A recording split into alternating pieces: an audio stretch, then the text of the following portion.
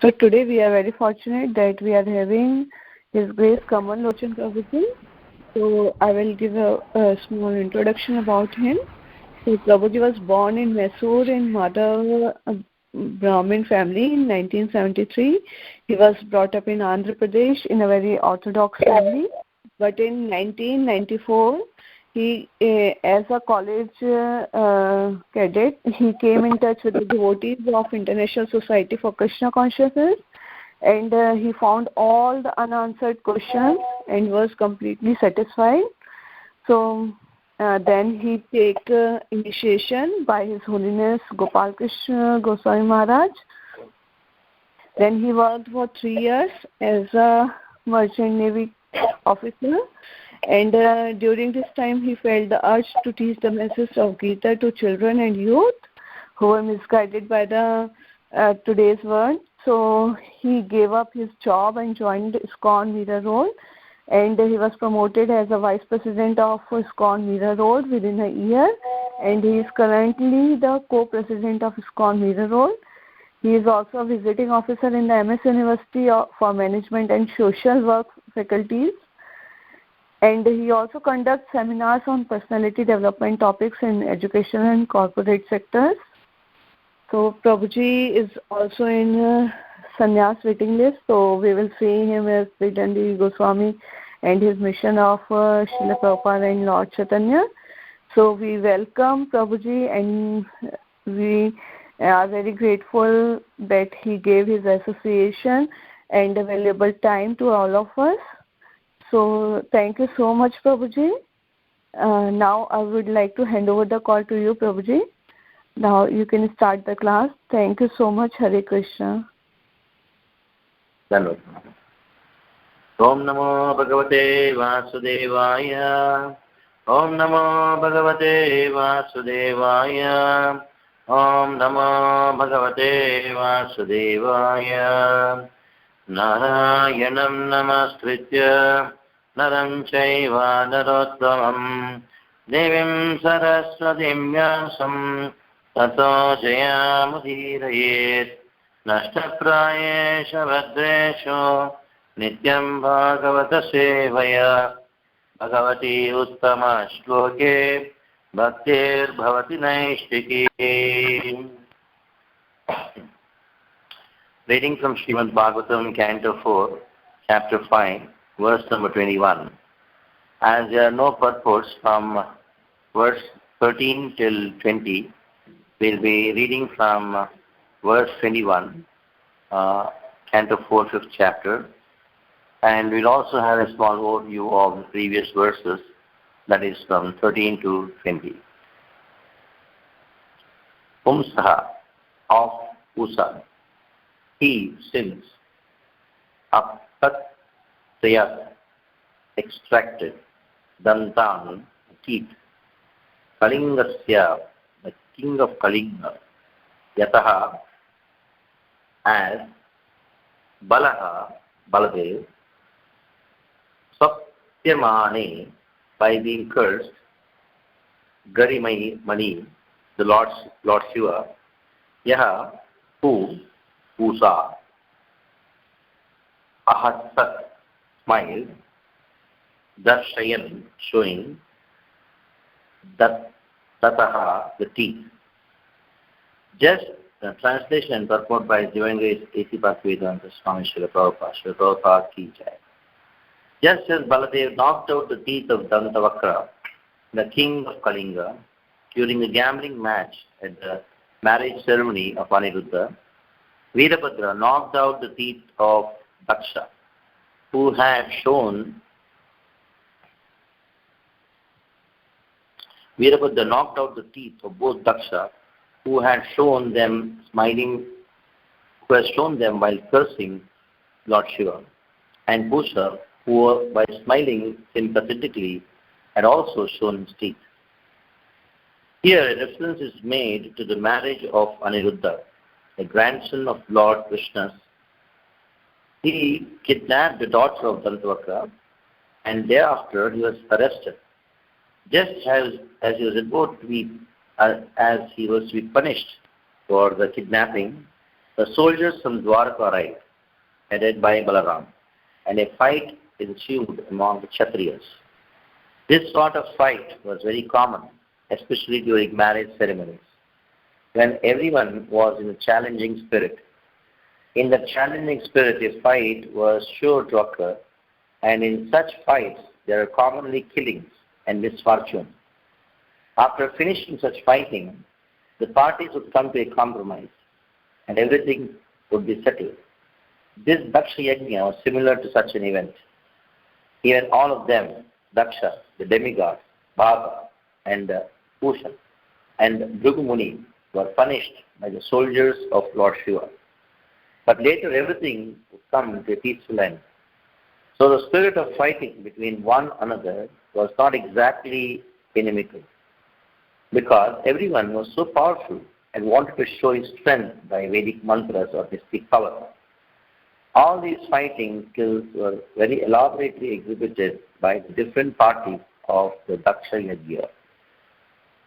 Om Ajnanavandasya Jnananjana Shalapaya Sikshuronvalitam Yena Tasmai Shri Gurave Namaha Shri Chaitanya Manavishtam Stapitam Yena Bhutale Swayam Rupak Kadamaiham Dadati Swapatantikam Vandeham Shri Guru Shri Uta Padakamalam Shri Gurun Vaishnavamsya Shri Rupam Sagrajatam Saragana Raghunathanvitam Tam Sajivam Sadvaitam Savadutam Parijanasahitam Krishna Chaitanya Devam Shri Radha Krishna Padam Sagulanalita Shishakamitamscha He Krishna Karuna Sindhau Deenabandho Jagatpate Gopesh Gopika Kanta Radha Kanta Namostate Tapta Kanchana Gaurangi Radhe Vrindavaneshwari Rishabhanasute Devi Pranamami Haripriye Pancha Kalpatarubhyasya Kripa Sindubhya Evacha Patitanam Pavanebhyo Vaishnavebhyo Namo Namaha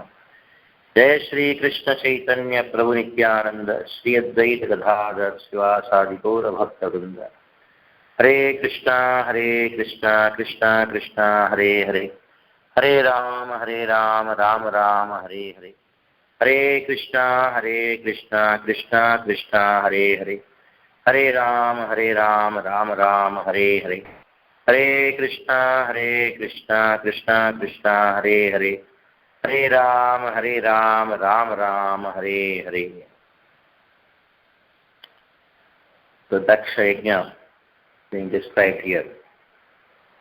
We know that in the previous chapter, after glorifying Lord Shiva so wonderfully and describing that how a person who has committed an offense, or if somebody criticizes Vaishnava, so a person, or Vaishnava, when he hears such criticism, he has four options. Either to kill the person who is criticizing, either to cut the tongue of the person who is criticizing, or to commit suicide, give the body, or to run away from the place. Now Sati, we know that she chose to give up her body. The reason was, she thought, I cannot kill my father who is a Brahmana. Brahmana should not be killed. And cutting the tongue is actually a punishment, and the punishment can only be exercised by a king, not by the queen or a simple lady like Sati. And she thought that going back, running away from this place, I cannot live my life peacefully, because how can I live even hearing criticism of Lord Shiva? Lord Shiva is insulted in front of so many people, in front of demigods.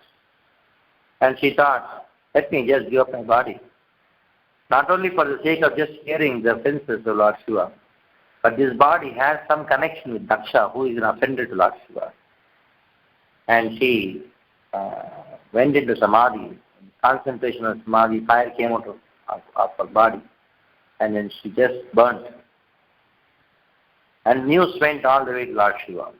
That is how this chapter starts. Hearing Sati immolating himself, and Lord Shiva became very agitated. A person like Lord Shiva getting agitated is very rare. Actually, Lord Shiva is a Dhira. He is a person who is so much in self-control. He can neither be agitated by lust nor anger. So when Shiva gets agitated, that means there is something very unique and some very special thing is going to happen. Shiva's agitation is actually the will of Krishna. Otherwise, Lord Shiva can never be agitated. The whole demigods, they are required a Sainapati, or a commander-in-chief. And that is the reason Lord Shiva got agitated and then produced Kartikeya. So we have this story written by Kalidas in Kumara Sambhava. And he became angry on Ananga or Kamadeva. And Kamadeva lost his body. He was also burned. He is known as Ananga with no body. Of course, later on, he got a body which is very subtle. So, there is a reason behind Lord Shiva getting angry, or there is a reason Lord Shiva losing control of his senses. And the reason is actually designed by the will of Krishna. Otherwise, Lord Shiva getting so angry, like you have seen in the previous verses, especially in the 10th and the 11th verse, we have two verses which describes Lord Shiva's Tandava Nritya. They described out that how he was waving his arms like flags, and he had upraised weapons, and the roar of the laughter was so horrible that it indicated to all the demigods that it's a time of destruction. Uttatahasa, Uttatahasa, Anyam Hinnatik. So all the directions were filled with his attahasa. Attahasa means loud laughter. Generally there are many kinds of laughter, starting with a smile. Mandahasa. From Mandahasa to Attahasa. Attahasa is the greatest. Mahattahasa. A person who can have Attahasa is Shiva. And anybody else who can have a bigger Attahasa is Narasimha. When Narasimha does Attahasa, when Lord Shiva becomes very agitated or becomes fearful. Because the laughter was very fearful. And again in the 11th verse it is said that how Lord Shiva's anger was terrifying everyone. To such an extent, even Lord Brahma was so afraid. The same person, Lord Brahma, he has made Prabhu as a chief priest.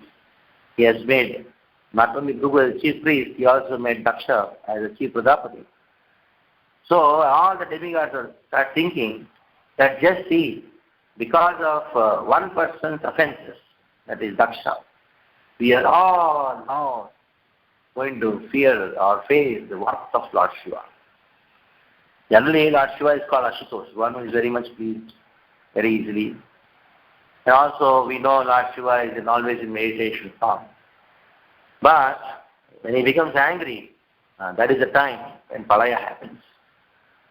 So, Lord Shiva's anger means Pralaya.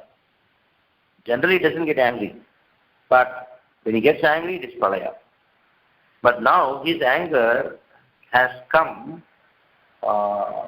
without the time of Pralaya coming. So why Lord Shiva, anger is Pralaya? Why he gets angry at the time of Pralaya? Pralaya means destruction. Because Lord Shiva is seeing and giving opportunity for all the conditioned souls to use material elements in service of Krishna. Lord Shiva is known as Bhutanatha. Not only is the Lord of all the Bhutas, he is also the Lord of Panchamahabhutas. He is the Lord of earth, water, fire, air, either mind, intelligence, and false ego. And especially, he is Adhisthana Deva of the false ego. Ultimately, everything comes from false ego. That is why he is Adhisthana Deva for all the elements. And he is giving all the elements, and everything in this world is provided by Lord Shiva with one purpose in mind. What is that purpose? The purpose is, these things will be used in service of Krishna. By serving, everybody will go back to Godhead. Everybody will go to Krishna. With that intention, Lord Shiva is making earth live like earth, making water conduct its functions, and fire is burning because of Lord Shiva. Lord Shiva is such a powerful personality. And when he is seeing that in spite of all the chances I am giving, for the conditioned souls. Okay, this life you could not do, okay, take next life. That is why death is caused by Lord Shiva with one purpose, next life please do devotional service. And they don't do that, Lord Shiva gets totally fed up and becomes angry and say, what is the use of providing all these material elements to the conditioned souls? These conditioned souls, they are not utilizing these things which I am providing for service of Krishna. So let us create Pralaya. That is the reason Pralaya happened. Now here, without the time of Pralaya, without the time of destruction or creation, maintenance and destruction coming, now here the situation was like that of a huge Pralaya because of Lord Shiva's anger. And even Brahma was start thinking that how powerful Lord Shiva is. So these two verses are very significant, the 10th and 11th verse, where Bhagavatam describes these two verses, shows us how, even though Prajapati is a big post has nothing to do in front of Vaishnava's power. Somebody may have a post, but no power. Somebody may not have a post, but have power. So sometimes we find Lord Shiva is in a crematorium somewhere, he is just in Bhasma. What is he? That Daksha underestimated Lord Shiva's power. Because Lord Shiva is living in such a ascetic condition, or in a simple condition. Lord Shiva had spiritual power. Daksha had material post and power. So this is an indication that how you may be having lot of power. Power means here money, position, we name it, physical, material, social power, so many things, political power. But everything fails in front of a Vaishnava's power. A Vaishnava has everything, all the powers in the world, but he doesn't exhibit it. So just because Vaishnava doesn't exhibit their powers, people underestimate them and sometimes they insult them. So when they are insulted, what happens? Material energy shows the way to those people who insult them. Like here we find Daksha insulted Lord Shiva.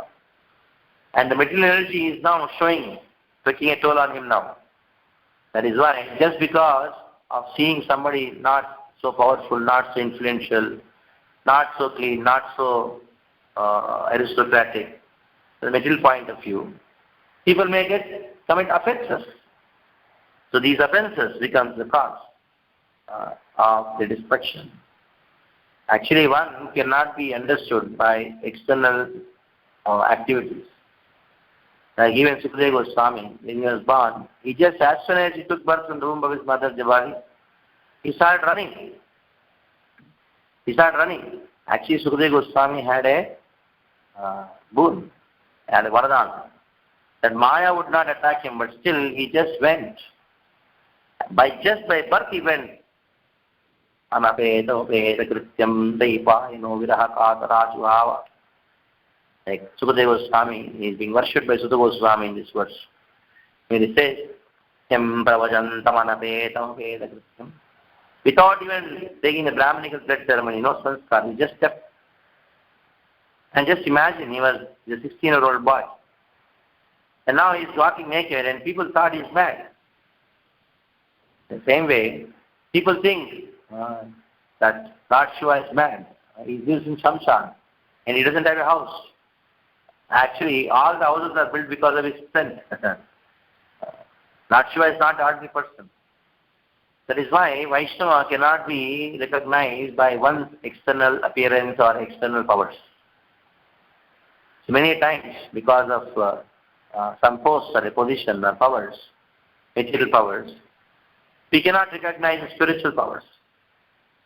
Material powers has nothing to do with spirituality. Ravana was so powerful. Hiranyakashipu, just imagine how powerful he was.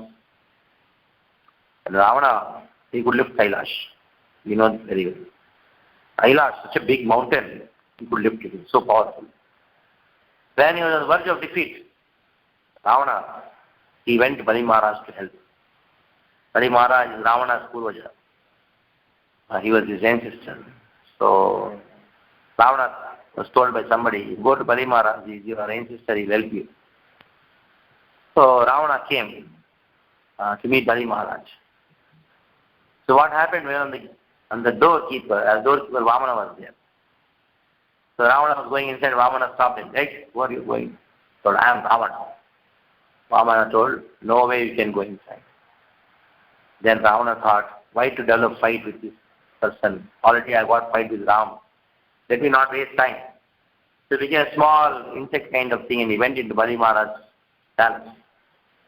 Of course, at that time he had been touched with the feet of Vamana. So Ravana went inside.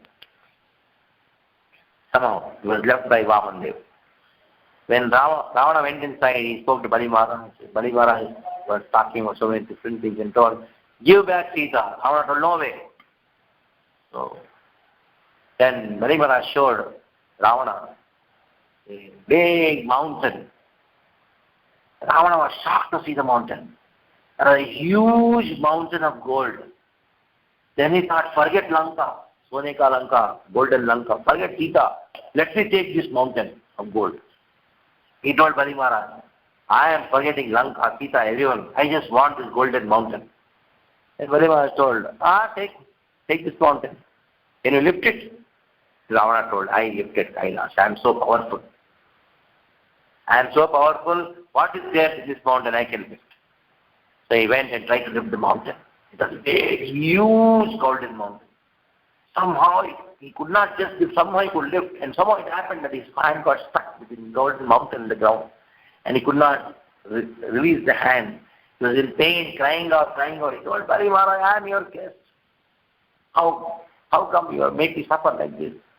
Then Bali Maharaj told, you lifted Kailash, huh? Then Ravana sighed, oh, you don't insult me like this. And somehow Bali Maharaj helped him to lift the mountain, and Ravana could save his hand. Then Bali Maharaj told, Ravana told Bali Maharaj, what is this huge mountain, even bigger than Kailash, full of gold? Then Bali Maharaj told Ravana, just see it carefully.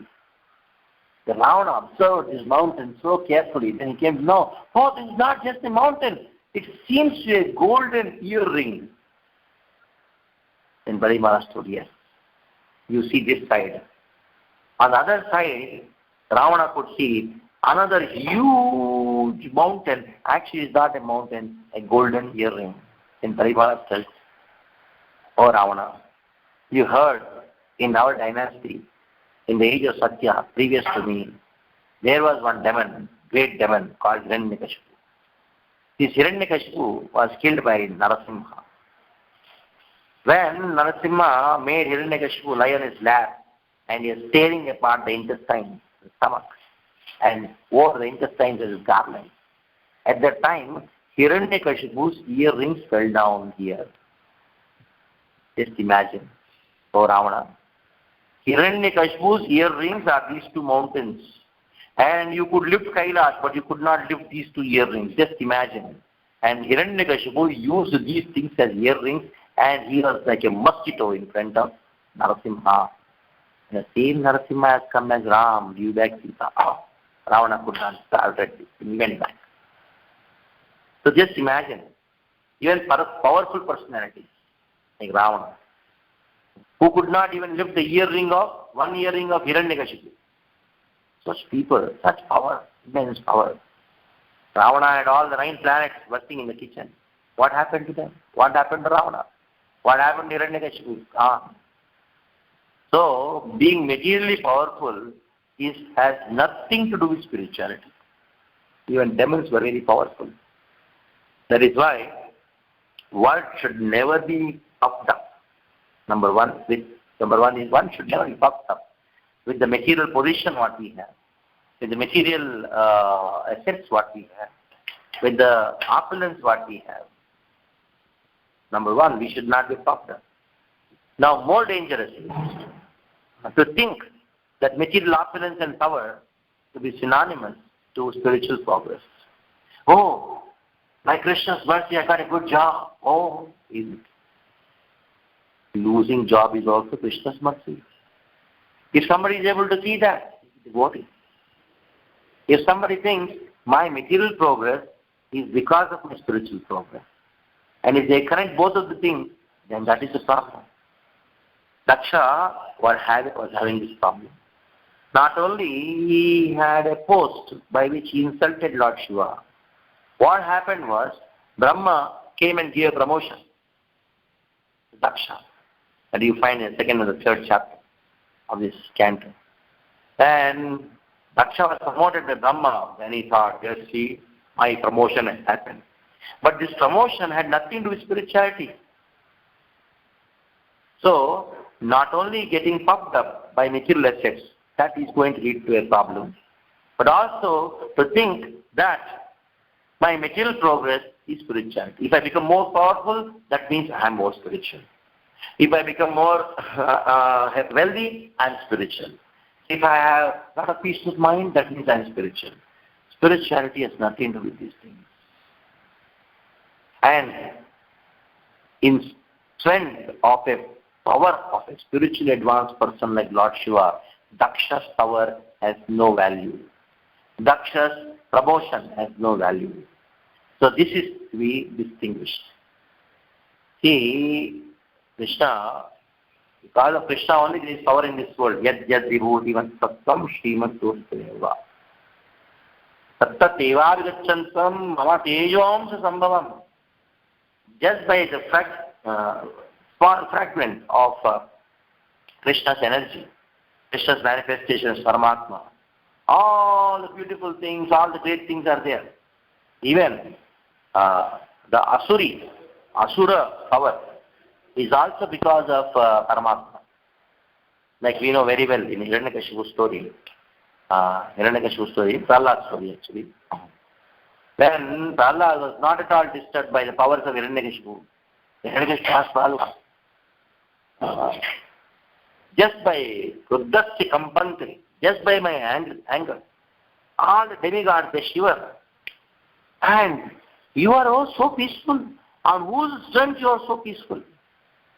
Then Prahlad says, Name Rajan, Bhavatascha Rajan. Oh Lord, oh my dear Father, my dear King. The person who is the source of my strength is not only the source of my strength, he is the source of your strength too. So, Krishna is the source of even Asuras, demonic strength. They see here Daksha had so much of power. And Krishna is the source of it also. And here, Krishna is the source of Lord Shiva's strength also. But one is having Asura Vibhuti, another is Daivi Vibhuti. So ultimately it is Vibhuti of Krishna, but it is Asura Vibhuti. But when the Asura Vibhuti, because of the strength which the Asuras get, they think they become puffed up, or they think that this is spiritual advancement. Advancement in material life is spiritual advancement. They get confused. This is one of the Brahmas. Virodi Vishayaka Brahma. Thakur talks about it. Material advancement has nothing to do with spirituality. Material power has nothing to do with spirituality. So here, spiritually advanced person like Lord Shiva, his strength is always superior to persons like Daksha. Now that is a subject which has been discussed seriously. Now, what happened? People start speaking. Oh, just see, because of we being part of Daksha's side, what happened to us? There is inauspiciousness everywhere. We were so frightening situation has come. And how is it so? Why did we take the side of Daksha? Now just see the face of Daksha. He is also afraid. Now we have a similar situation in the Bhagavad Gita, especially first chapter. Now, in the first chapter, there is a description of how the Pandavas started growing their conscience. Like we know the famous verses in the Bhagavad Gita, first chapter, Panchajanyam, Rishikesho, Devadatam, Dalanjaya, Pauntum, Mahasuntum, Divakarna, Kodara. And all these Pandavas, they started growing their conscience, and the other different soldiers and part of the Pandavas, they started playing their drums, the kettle drums, and bugles, and they started playing them. Then, on the other side, what happened was, the Kauravas also started playing. the bugles and pedal drums. And now, there is a description that when Pandavas, they did a uproar of before actually going into the fight, showing their enthusiasm by blowing the different instruments. Then there is a description. What was the description? That Dhatarashtra, the sons of the Dhritarashtra, Hridayani, Vedadharayat, their hearts were shattered. So when Pandavas blew their conches, Dhritarashtra's sons, that is Duryodhana and all, their hearts were shattered. Whereas when the Kauravas when they were blowing their conches and they were playing the kettle drums and all, no symptoms were seen of hearts being shattered on the side of the Pandavas. Whereas Kauravas' hearts were shattered.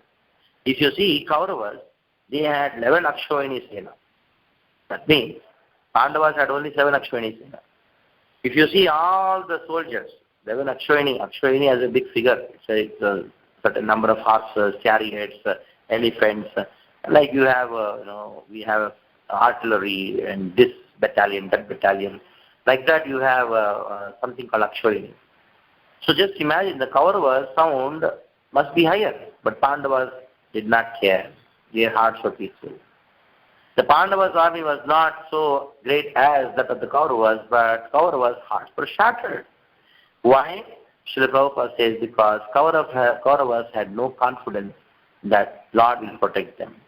Whereas Pandavas, in spite of having greater danger and lesser army, their hearts were quite peaceful because they had total confidence that Krishna will protect.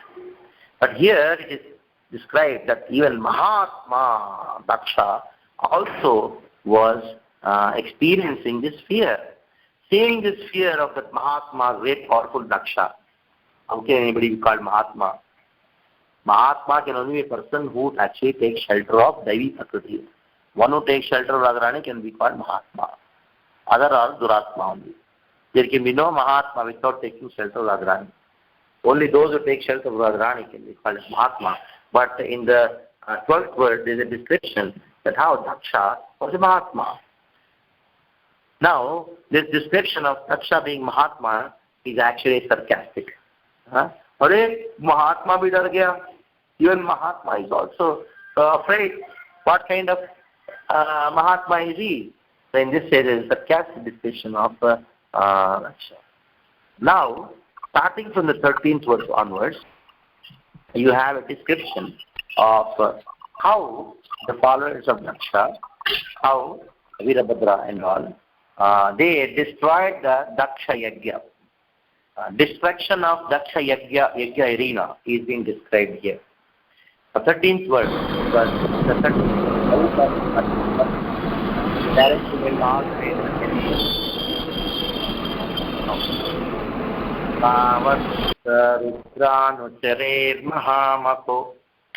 Now, it's a description is saying in the 13th verse says, Tavat Sarudranucharer Mahamako. Maha means a sacrifice. It's a big sacrifice. Rudranucharer. Anucharer means the followers of Rudra. What happened? Nana Yudait Vamanasait Yuda Yudaihi. So, it is described that they were all Vamanakai. There were some people who were Vamanakai. Vamanakai means short people. Especially, there are many categories of followers of Shiva are there. Especially some of the categories of Shiva, followers of Lord Shiva in Kailash, they are very short. And these short people, they are ruthless people. Even in the material world, even in the absolute planet also, it is said that don't believe short people. If somebody is hearing who is short, don't mistake me. But in general, they are very ruthless, whether in business or whether in aggression, anyway. They're very ruthless people, short people. And their eyes were reddish. And there are some people who are yellowish, with faces and bellies like that of the Makaras. They were having so many weapons. They were running here and there. It was not a conventional army which Lord Shiva had. Lord Shiva's army is a highly unconventional army. And you cannot even fight with them.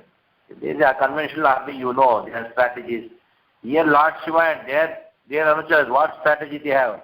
They just went here and there. Tingai Vishangair Magaro Dharanai Para Dharudhir Viduranu. So they went here and there and surrounded the entire sacrificial army.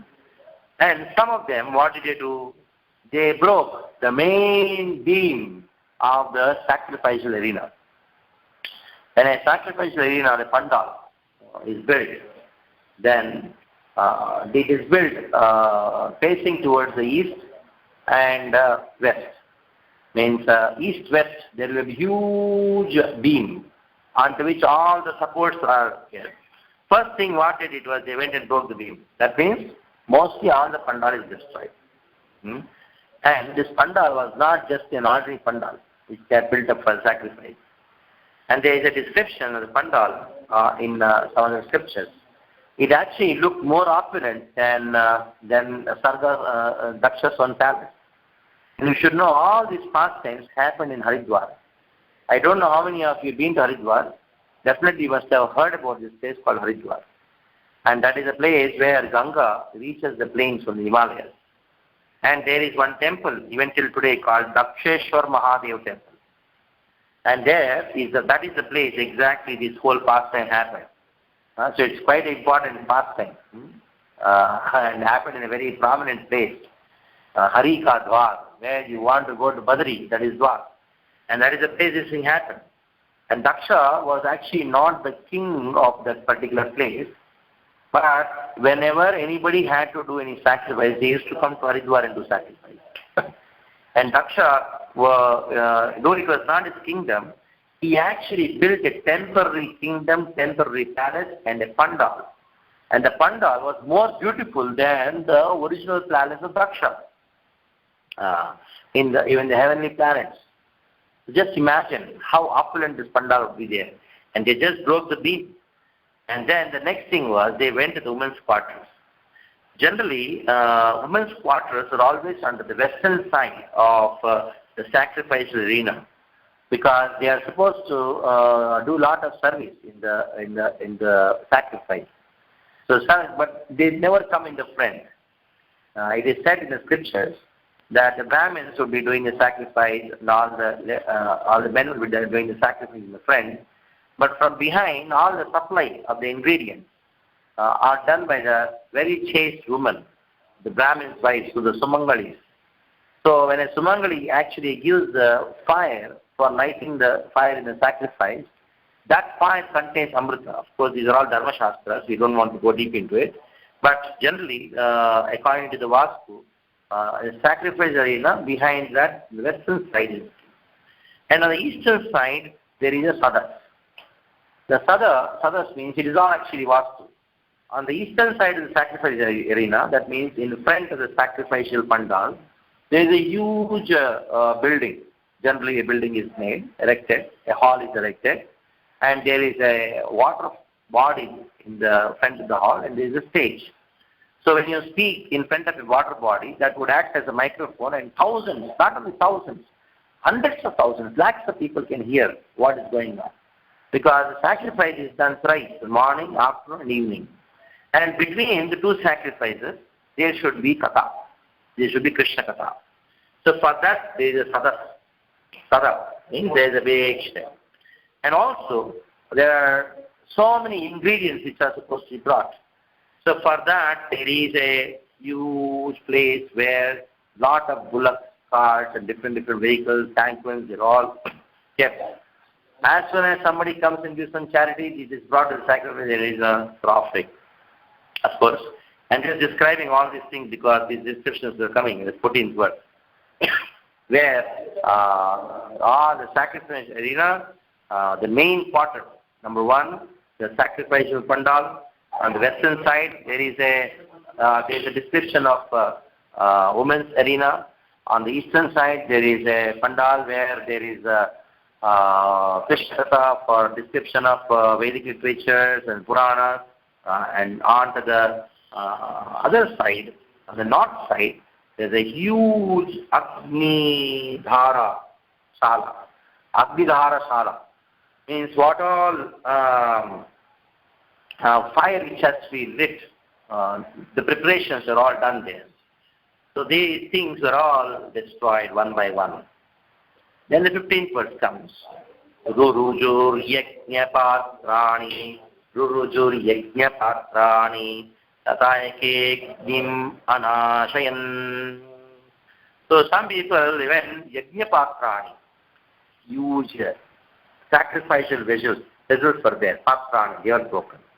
And what happens? Agnim anashayan.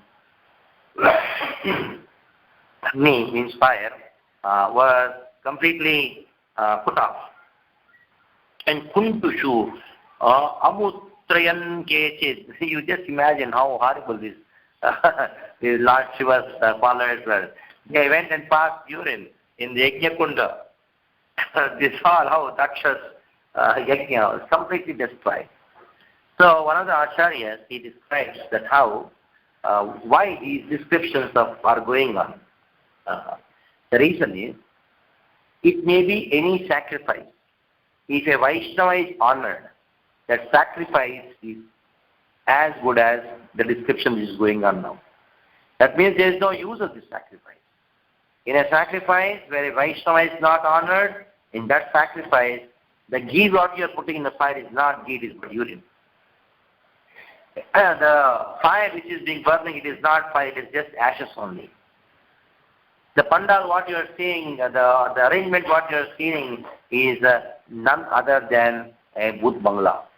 It is nothing but a haunted place.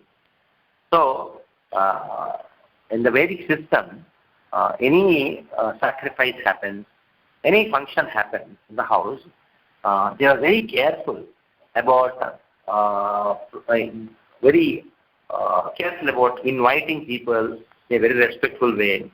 And when people are invited, when people would come to their house, they would be welcomed very nicely. They would be made sit very nicely. They are very careful, very sensitive about invitation. And after invitation, it is not that you send an SMS and then people would come. In the Vedic culture, if you are having some function in your house, maybe your daughter's wedding or something like that, the distribution of the cards is not collection distribution. And 3-4 people would go to house, and then at least 10 times they would go and beg, please come, please come, please come. And once they come, they are very nicely welcomed. These are all important aspects of Vedic culture. So when somebody is not invited, when somebody is not welcomed properly, all the so-called sacrifices becomes as good as Daksha Yajna. That is why when devotees of ISKCON, they should be very careful when they organize even a small program also. They should be welcomed properly. Not that, okay, WhatsApp message is gone, whoever wants to come, they can come. This is not proper culture. Of course, for the sake of some utility or convenience, we do this thing. But convenience should not overtake culture. Culture should always be kept. When somebody comes, they should be respected properly. What did Daksha do? He did not invite Lord Shiva. Number 2, he did not welcome Sati, his own daughter. Just imagine. So just because your own daughter, that doesn't mean you can neglect welcoming that person. So these small, seems to be seemingly small etiquette, when somebody forgets, imagine their whole function, their whole family, their whole house will will go doing like this.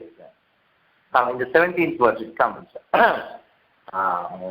Brugum Bandhanam Maniman. What did Maniman do?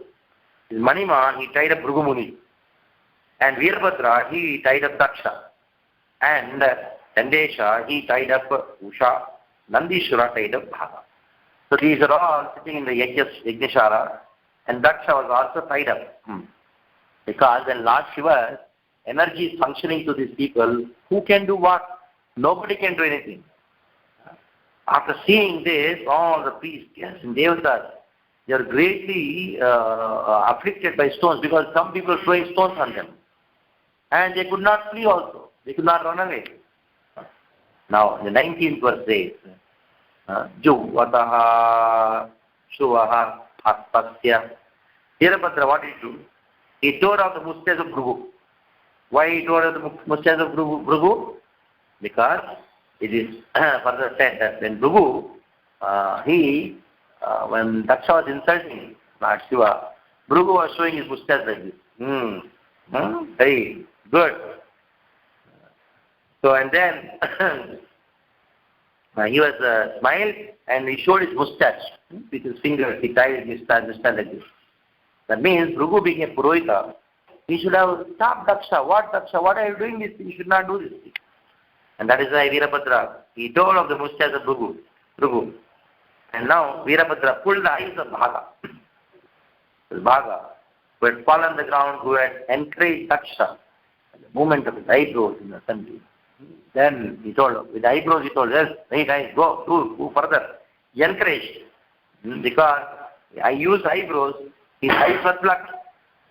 And Usnohi Apatya Santan. So the 21st verse is very interesting. There is a comparison of how Balaram, he made the king of Kalinga.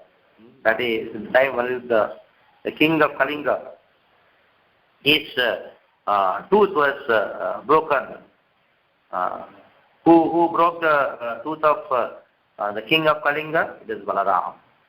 Now, so Srila Prabhupada gives the entire story of Dantavakra. Dantavakra had a daughter. So, she was Usha. And Aniruddha, the grandson of Krishna, they wanted to get married. Somehow it so happened that he was kidnapped and is able to be punished. Then Krishna came to know and Balaram and Krishna came with a big army. What happened, Balaram? He had a fight. And then Dantavakra, his tooth was totally broken. And the same way here it is described that how when Pusha, who was smiling, when he looked at Lord Shiva being insulted by Daksha, he was smiling. So this is a very big anartha which everybody has. That is, when you find somebody being insulted, somebody being criticized, you smile, take pleasure.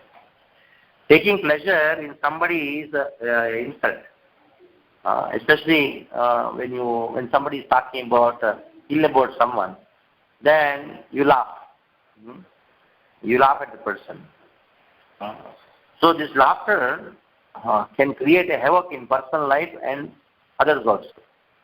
So we should be very careful in controlling our laughter. Especially the children and the youth, they don't have control of the laughter. They laugh for everything and anything. Then that creates a lot of misfortune. Especially when you're childhood, you're trained that if we laugh for some reason, for example, because of some reason somebody is not able to walk properly, somebody got less marks, or somebody lost something, somebody spoke something wrong by mistake, then everybody starts laughing. So this is very dangerous for the entire community. So this laughter is a natural symptom of a person's arrogance. So we should be very careful about it. So for this, what happened? His tooth was completely broken. His teeth were broken. So Srila Prabhupada, in the purport, he talks about fighting. See, fighting among these people, seeing them, especially Daksha, great personality, and the Lord Shiva's followers fighting like this, if we start laughing at any one of these characters here, any one of these people mentioned here, we will have misfortune because it is great personalities like Daksha, great personalities like Prabhu, great personalities like we have Lord Shiva, and great personalities like we have Virabhadra. These people, these are Puranas, And in the Puranas, these pastimes, it is a pastime of the Lord. And seeing that, we just have to take lessons and then appreciate the glory of the Lord. Like, we hear a pastime of Brahma. Brahma, he got attracted to his own daughter and ran. What happened? If you laugh at Brahma, then God. Offense. What happened? Marish's children, they had to be taken birth, they were all killed by Kamsa. No? So, a great personalities, when they indulge in some kind of flight like this is all mentioned in the Bhagavatam. This is just to know the glory of Krishna, appreciate the glory of Krishna, and the instruction which is given to us. But if somebody laughs at Veerabhadra for doing like this, if somebody laughs at Bhugu, somebody laughs at Daksha, so we should be very careful in even hearing these pastimes. Srila Prabhupada talks about these things, that these are not done out of inimical. It is not exactly inimical. It is something which is beyond our normal human understanding. That is why just pay obeisance to these pastimes and then hear them and then take lessons from them and not criticize those people who are taking part in these pastimes, either good, bad, ugly. Even we know Daksha is a devotee in mode of ignorance actually. So ultimately, Lord appeared in front of him and he became peaceful. Though he got a goat's head, he is also an exalted person. So we should be very careful in understanding these pastimes. So this is what I could discuss regarding these verses which are there from 13th till 21st. So if you have any comments or questions, please do ask. Hare Krishna.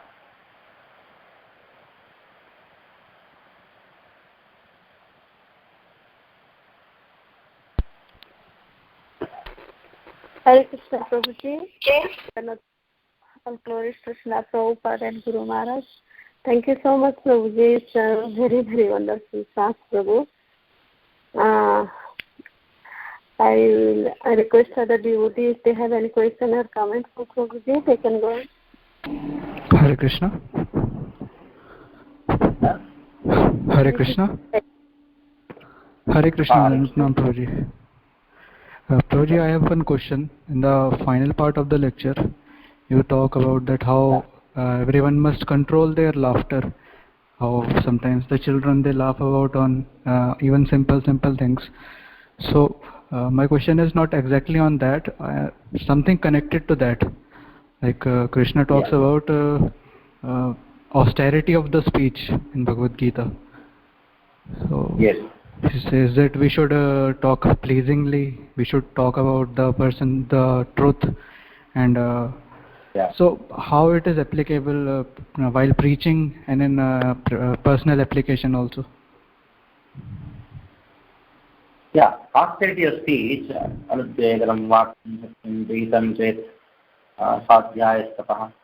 So he says, vangmayam tapochate. This is austerity of speech. So in austerity of speech, the first thing is anudvegakaram vakyam. That means you should speak something which is not going to educate others. Now take a situation where by mistake or by the slip of the tongue, you say something like it so happened that in one of the classes which one devotee was giving, few children were sitting. It happened maybe, and it was very personal here. Then the devotee was talking about how Kamsa killed Krishna. So he was actually not conscious about it. And hearing this, the children were laughing. And this person is thinking that children are laughing because of, Krishna killed Kamsa. He is explaining so wonderfully. That is it, children were exactly. But at some time he realized that children were not laughing because of that. They are laughing because he was somehow unconsciously talking about Kamsa killing Krishna and Krishna killing Kamsa. So he felt very bad. So laughter, it may be, it's actually not pleasing. If it is, it's actually an expression of being sarcastic about, to other person, and that will make other person irritated. It's not good. So that is one of the things. Now, Priya Hitam. Priya. It should be Priya Hitam. Priya means it should be pleasing. Means the speech should be pleasing. The speech should be pleasing is distinct from you speak with sarcasm, laughter. So laughter and pleasing is two different things. You should be careful about it. And it should be also hitam. It should be beneficial for the other person. So laughing at somebody is not going to benefit that person. Rather, it is going to take into some extreme emotions. So we should be very careful about it.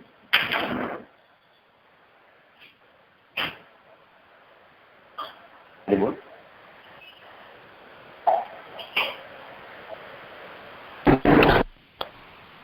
Prabhuji.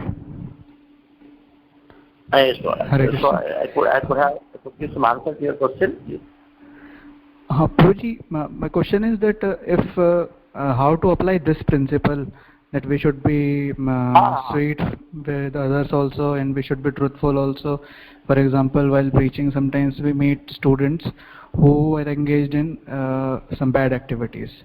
For example, we straight away tell them, then the tendency is that they feel bad and they don't come to temple anymore. We don't see them anymore. So how to deal these things? Yeah, that is a very difficult thing to do, but not an impossible thing. Now, it all depends on the circumstance, what you are in, and whom you are talking to. Srila Prabhupada used many times rascals and what not he has used, especially sentences. Whenever you use the word saint, you say rascal. But at the end he told, I told all these things, but you don't tell, because I am an old man. And people don't take old man's criticism quite seriously. At the same time, he had the authority to tell that. So many times, for example, we are teaching to students. And now, though you have to tell the truth, there is a way to tell the truth. Like Krishna, he told Arjuna that you are a fool, but he did not say you are a fool. Murkhatvam, he did not say that. He told, Asotya, Nodosatvam, Prajnavadam, Shubhasati, Kataasam, Kataasam, Sharam, Shuchim, Sandhita. My dear Arjuna, intelligent people don't think like this. Just see. He told the truth, you are a fool, but how did he tell? He told that saying that this is not agitating. So somebody is drunkard. So now, if you are like a kind of a friendly kind of person, you don't have that kind of authority to tell that this is nonsense. What you should do? You should tell, okay, be careful about it. Not, I don't know what benefit is going to give it to you. Like that. So same thing you are telling, but it should be told in a different way. So, as I told, it is very difficult, at the same time not impossible. You are asking a very important question, how to apply. For that, just before you speak, give at least 2 seconds gap. Just 2 seconds gap. Think. It is a very famous statement in English. Think before you speak. Look before you leap. Think before you speak. So, that 2 seconds time lag between the thought which came to your mind and the speech which is going to convert into speech, the 2 seconds time lag can save life, normal life, lives, and especially our spiritual life. A 2 seconds time lag. And that is called, in technical terms, we say, not to have a reactive response. It should be a proactive response. That means, just give a thought before you speak. Pacho vegam, that is the first thing. Next, this is what I can answer to this. Thank you, Prabhuji. Thank you very much.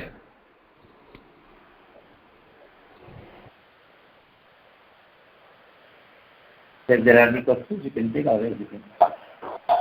Hare Krishna, Prabhuji. I have one question. Prabhuji, you were telling that very nice example you have given about Ravana. Means not popped up in material things, and material things and spiritual things is totally different. This regard, I was just thinking, even health, everything is not considered as spiritual, is totally different. Sometimes I'm thinking we should take care of our health, yes, for a spiritual practice. Means as this is also part of the spiritual things. First of all, yes, take care of? You told something, take care of? Take care of our health to practice spiritual life properly. Yes. How we can... Taking care of health is very much essential for spiritual life. Now, I would like to make it. Just being healthy doesn't make you spiritual. There are some people who think being healthy itself is spiritual. A whole lot of India and even in the West, now they are thinking yoga means to keep healthy, and that is spiritual.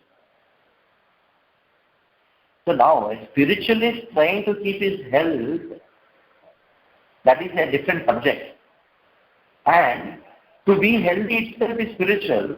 To think like that, that is a different subject.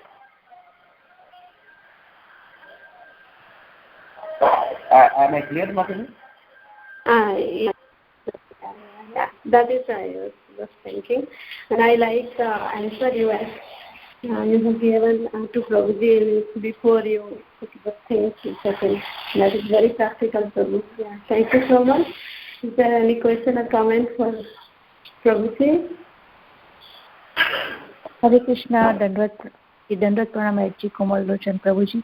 All good Shri Prabhupada and Gurudev. Thank you very much for your wonderful exercise and Koti Dandavat Pranam to your seva. Hare Krishna, Hare Bol.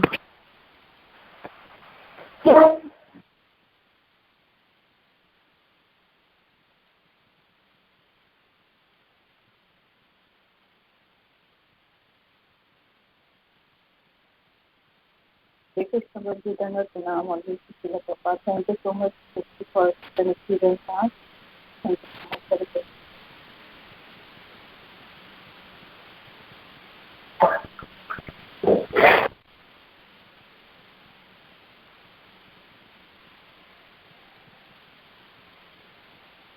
Hare Krishna. If anyone doesn't have any questions, then we can conclude our class.